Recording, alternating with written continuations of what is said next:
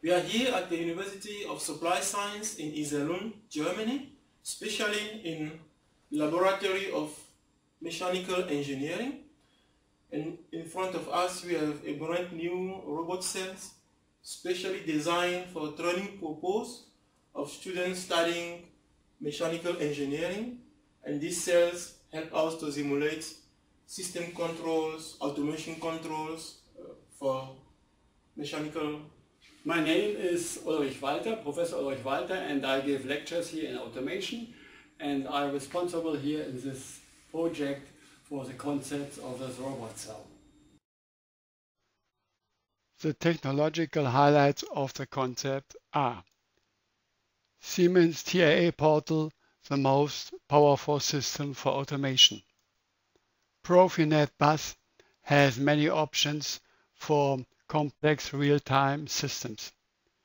Siemens HMI Comfort panels with options for quality and supervisory control and data acquisition. Siemens Motion Control S120 for high mechanical dynamics. The concept highlights are UML, that means Unified Modeling Language, design independent from Siemens hardware and robot. UML design independent from bus and PLC. Robot program independent from robot. Robot program independent from geometry and production. Robot collision detection. This is very important for training and if more than one robot works in a robot cell. All highlights are inside the following videos. My name is Ralf Marciniak. I work as an engineer on this laboratory at the University of Applied Science in South Westphalia University in Iserlohn in Germany. I operate and control the practical education of technical systems for automation in this laboratory, and I developed parts of the robot software. My name is Ambros Brosterman. I'm engineer in electrical science and mechatronics. I work for automotive in embedded world and HEAL's automotive control systems. And today I'm working here as assistant and especially responsible for the software running behind the robot cells. First, I will describe to you the robot cells and also describe to you a little bit how the hardware components are built and how the system works together. The robot cells is built, or the main task of the robot cells is to build these relays. These relays will be assembled by the robot. The robot pick up first the lower part and then the upper part, and those two components will be assembled together by this station on the top level. The robot cell system consists of two control units. We have here an independent control unit which consists a PLC controller and a HMI unit, and also here another independent control unit with PLC controller, motion controller and HMI unit. Those two units can work independently and are connected to each other by the Profinet interface. The first PLC, which is here, controls the press station, the electrical check and the rotary table. The second PLC, PLC 2, controls the camera for the optical check, and this camera is monitored by the vision control interface here. And the second PLC also controls our conveyor belt. This conveyor belt is here, and also the magazine. But especially for the magazine, we have magazine visualization. It means the whole magazine will be simulated in a PLC, so the PLC can every time tell the robots which object to pick up and which object to not pick up. Behind both PLC systems, we have another fail-safe system here, which is specially monitoring the whole safety of the system.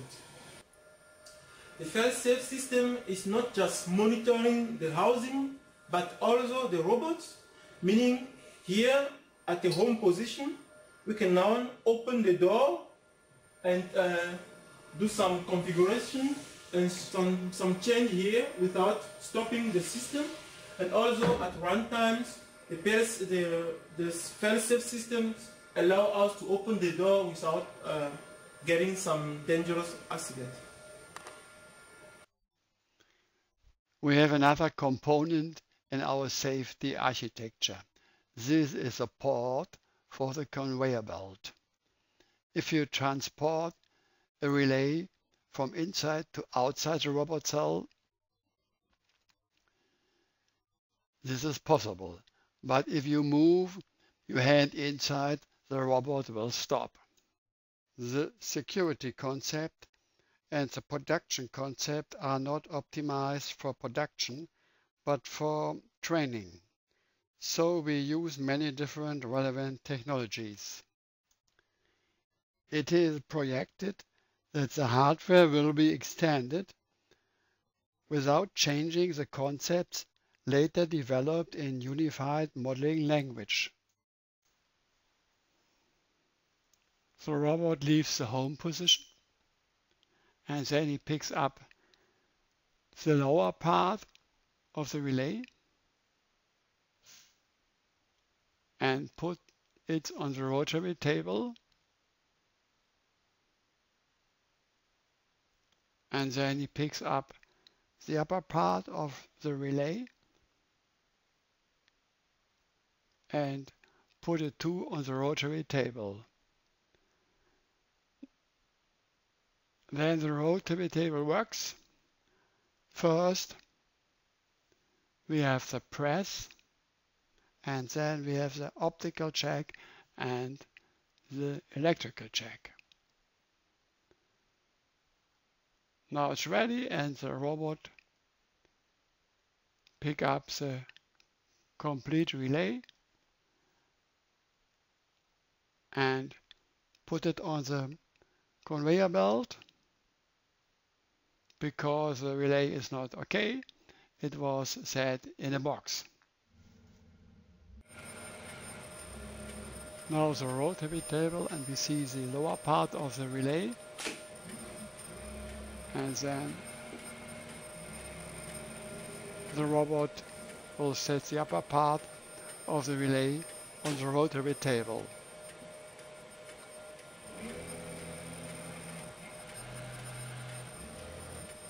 If this is done, the rotary table works, and now the press,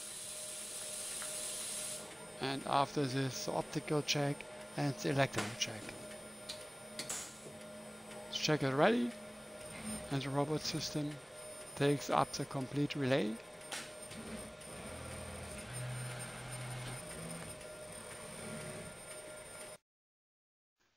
Now we will discuss this critical point.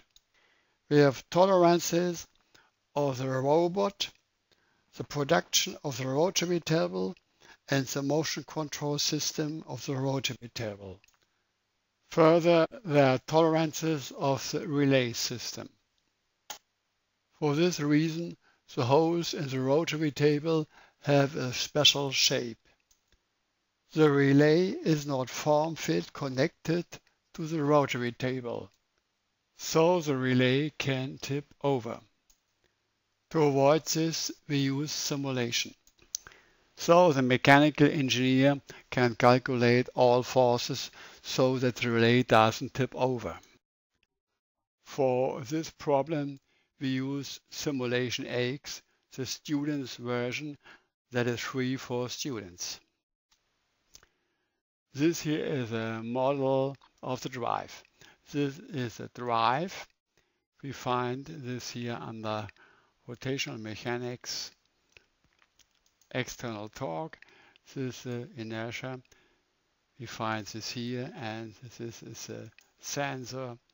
We find this here under sensor.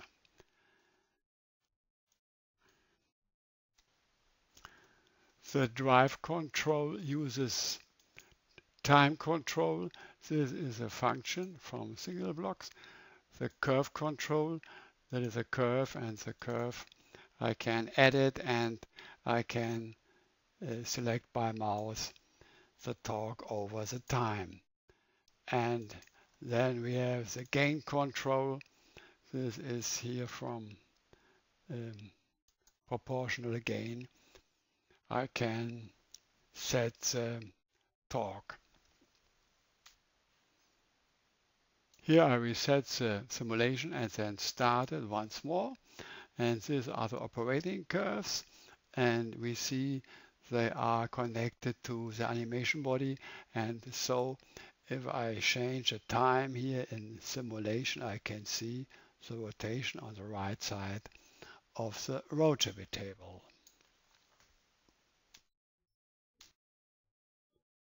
This here the torque of the drive. This is the duration of omega. This is omega. This is phi. This is the acceleration tangential with radius 0.2 meter, and this is acceleration radial. We have different ranges. On the left side we have the jerk limitation, then comes the acceleration, then the constant speed, and we see on the right side the movement. Then we have the deceleration, and then we have the stop. Motion control systems have feedback control to eliminate the disturbances, but this is not relevant for the operating curve. With this acceleration, we can calculate all forces to the relay system. And the operating curves are the input to modern motion control systems. To understand motion control, here we use the Siemens TIA portal, and on the left side I have the project tree, this device and network, and here I have three types of PLC.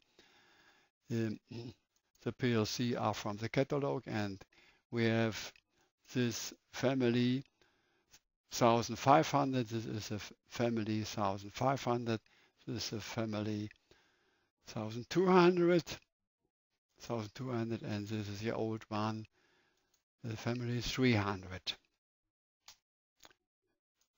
This PLC has inside PLC open function block, and so it's not necessary to develop a program, and this PLC is used for high-tech drives. This PLC family 1200 is very cheap, about 150 euro, and it's developed for low-cost drive application, and this is used for numeric control systems, especially for the Chinese market, and there are available in China special drives for this. This PLC, the old type 300, has no PLC open functions block inside, and so I have developed a program for motion control. We use telegrams, and the telegrams are independent from the manufacturer.